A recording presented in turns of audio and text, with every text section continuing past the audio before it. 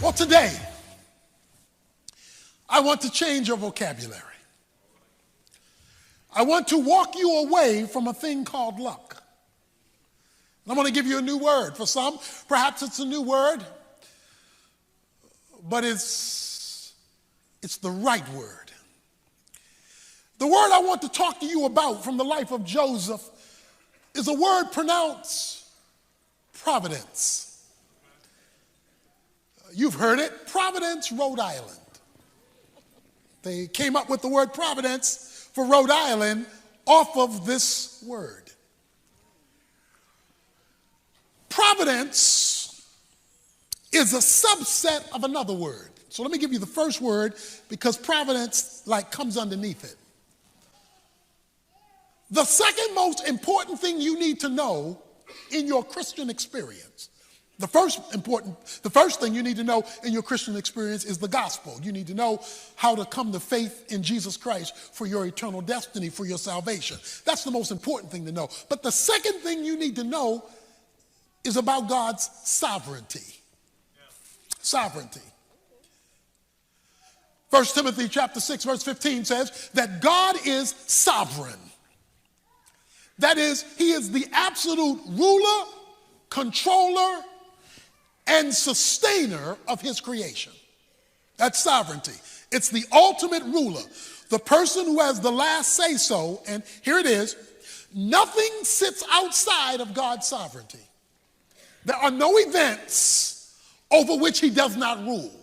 There are no things. If it is created, he runs it.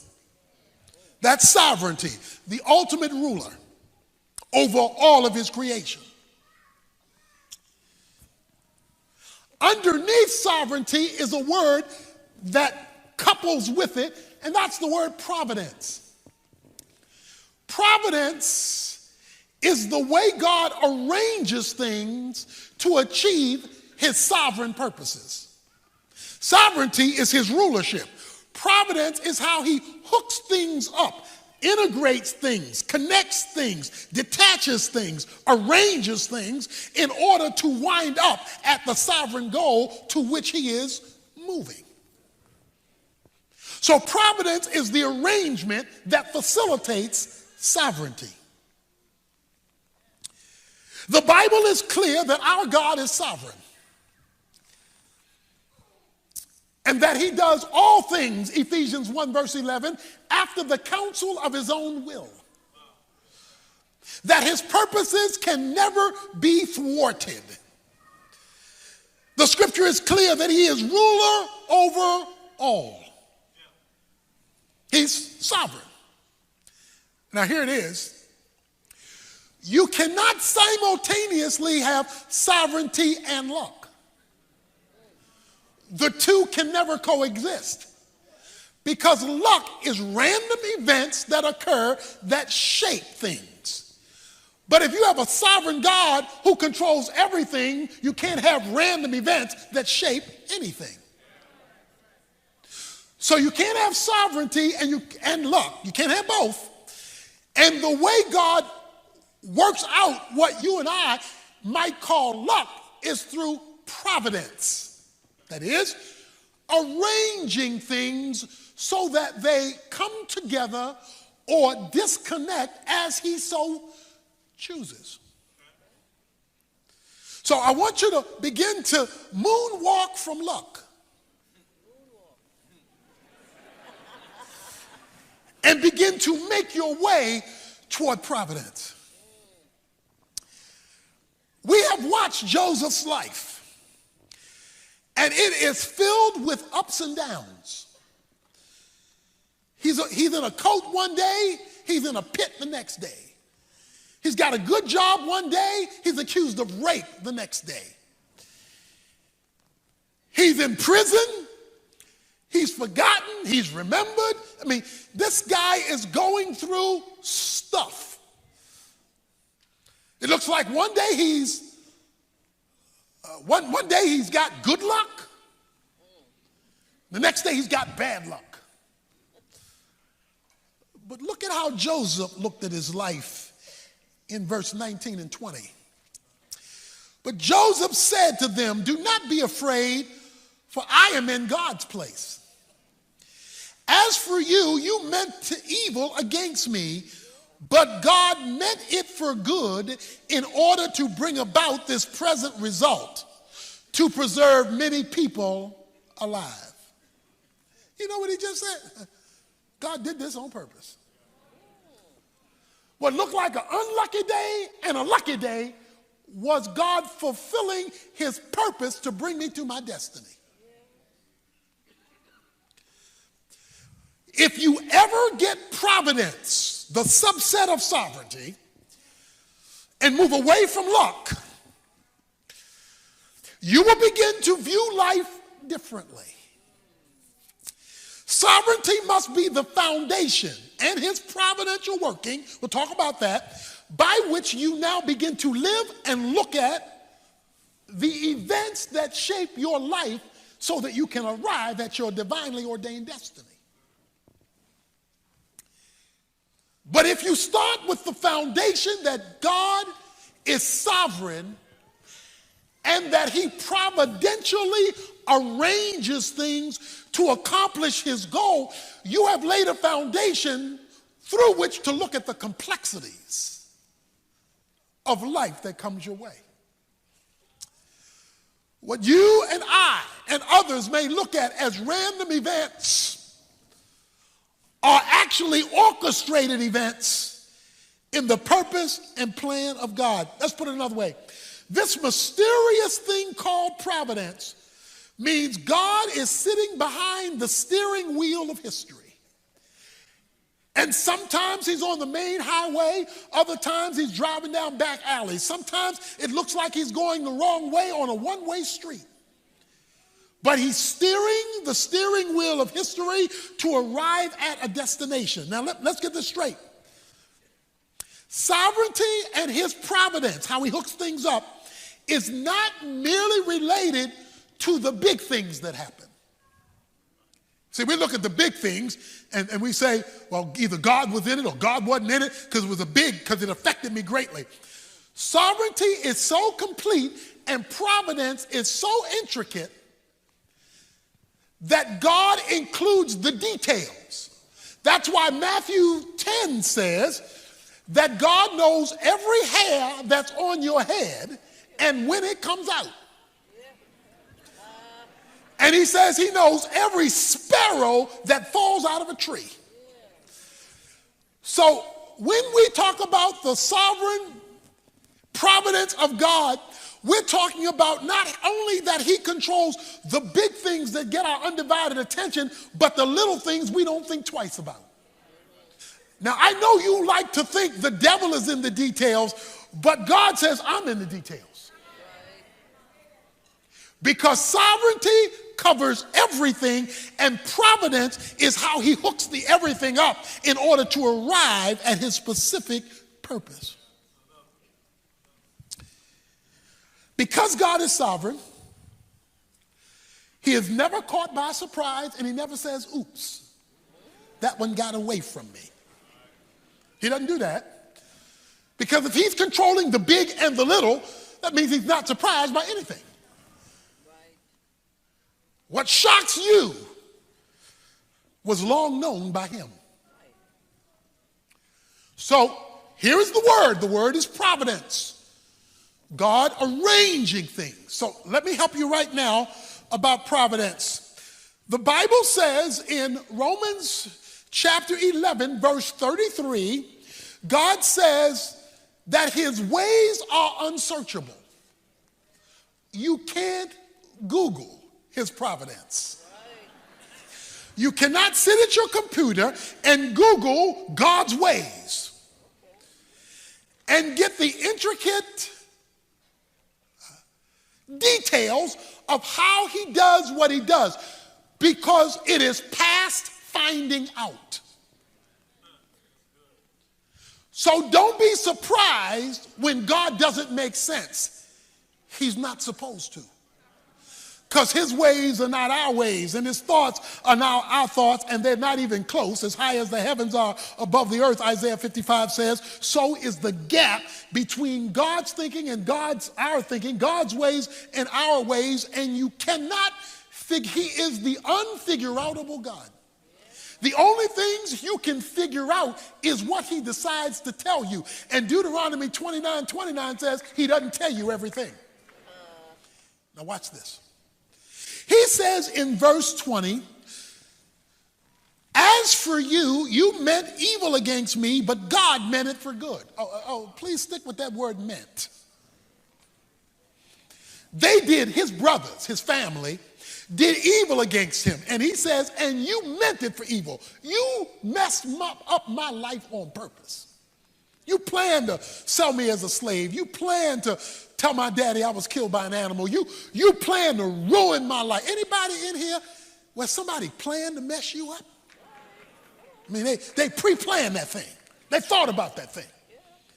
He says, as for you, you meant it for evil. But then he uses the word meant again. But God meant it for good. Providence includes good and bad. God is sovereign. Nothing happens outside of his rule. But within God's sovereignty, he created freedom. Freedom means you get to choose. There's no freedom without choice. You're free to say yes or no, to go or stay. God created freedom, but he's also sovereign. So how can he be sovereign and control everything and at the same time create freedom? Because freedom means I can do good or bad. I can be righteous or unrighteous. I can be evil or not. We've all done both because we are free. God is sovereign. He's created boundaries. But he's also created freedom. That freedom allows you to do bad or good, to be right or wrong. But he limits how free he lets free go. Because when you step on his line, when you step on the line, the whistle blows. So God keeps his sovereignty while allowing freedom. Now watch this. Because God is sovereign in his providential connecting of things, he either causes all things that happen or allows them to happen if he didn't cause it. God cannot sin. God cannot endorse sin. But what he will do is use it. He cannot do evil, but he will use evil to accomplish his purposes. Because Joseph says, you meant it for evil, but God meant it. The it that you meant for evil, he meant it for good. Let's put it another way. God used your mess in my life to bring me to this location. It's because you messed over me. I'm fulfilling my destiny. It's because you were trying to do me in. I'm in God's place. See, when you got a sovereign God like that, who can take folk messing over you to bring you to where he wants you, you don't want to hang out with luck. You want to hang out with providence. Because providence is how he arranges it for it to happen. Look, God is so good at his providential work of hooking stuff up and arranging stuff in order to accomplish his sovereign purposes. Luke 22, Jesus told Peter, the devil has asked permission to mess up your life, to sift you like wheat, and permission has been granted. So the devil is not just the devil is God's devil. Because even he only gets to be a good devil by permission. That's how sovereign God is. The devil doesn't even get to be good at his job without a divine okay. I know that's messing with you. But we've got to deal with the fact that God is sovereign. He says, you meant it for evil. You were out to get me. But God used that thing to bring me to this location. And when you're dealing with the providence of God, watch this now, you never see all there is. You never see all that's taking place. You never see all the details that God is working out behind the scenes. In fact, what you do see often doesn't connect. There are parts that don't seem to relate to one another. That's because God is always doing more than one thing at a time.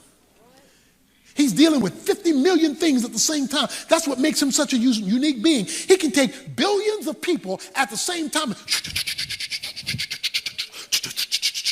and connect everything in order to accomplish our purpose and his destiny in our lives. And he's doing it all at the same time. But because we can't see it, sometimes it doesn't look like he's doing a thing. Sometimes it looks like he's asleep. Sometimes it looks like the phone is busy. Sometimes it looks like he's on vacation. That's because all you see is what you see. And if all you see is what you see, you do not see all there is to be seen. He says, you meant it for evil, but God meant it for good, in order to accomplish his purposes. Don't think that the King of Kings and Lord of Lords and the sovereign of the universe can't run over a situation that gets in his way. And as long as you have a sovereign God who controls providential activity, that means the people, the problems, and the circumstances in your life don't have the last word. Because God can run over anything that gets in his way. His position demands it. Providence, the sovereign hand of God, ruling and overruling all things. You meant it for evil. But the idea here is that God in his providential working takes good and bad to bring about, I like this, the present result. What is his present result? This man has reached his destiny. He's in the place God was taking him all the time. It took him 22 years to get here. When we started, he was 17. This is 22 years later. So it took him 22 years to arrive at this spot. Because we don't arrive at our destiny overnight. Very few people arrive there. It depends on what God's purposes are and whether we're cooperating or contradicting those purposes. Whether we're walking with him or walking against him, which can affect the delay or the development of our destiny. Our goal through this series is for everybody to end your life having reached your destiny. Even if it meant evil had to be used to get you there. Now, I know some of you are thinking, well, what if you're the one that did the evil? That's another sermon for another day. But God never endorses it, but he does use it. Here's the goal of God's providence. You know the scripture well. Romans 8:28. All things work together for good to them who love God and who are called according to his purposes. All things work together for good to those who love God and are called according to his purposes. God's goal in our destiny is always his glory and our good. God is the master weaver. And things are rarely as they appear. You have to know that. Well, there's a statement in this story. I love this statement. Jacob, Joseph's father, he says this. He thinks Joseph is dead. Benjamin, his son, is being held hostage by Joseph, for those who've read the story. They're getting ready to lose Simeon. They're hungry because there's a famine in the land. And Jacob did like many of us when everything is going wrong. He threw up his hands and said, all these things are against me. You ever felt like that? Nothing's right. Everything's wrong. And what's broke gets broker. Just everything is just wrong. He says, all these things are against me. Little did he know. Joseph was fine, prince in Egypt. Benjamin was fine, Joseph taking care of him. Simeon was going to be fine, and they were all getting ready to go up to Egypt to eat. Because you never see all that God is doing when you're looking at it. You only see that piece that he wants to show you right now You say, why won't you show me the whole thing? So that you learn to walk by faith and not by sight. So that you and I learn to walk by faith and not by sight. We had a cruise to Alaska. It was a cruise, the Urban Alternative, our national ministry. We had a cruise for our donors, and we went to Alaska. A number of years ago, we went to Alaska, and on our way back, the captain said, we're going to hit a storm. The captain said, we're going to hit a storm, and it might be a rough storm. And boy, was it a rough storm.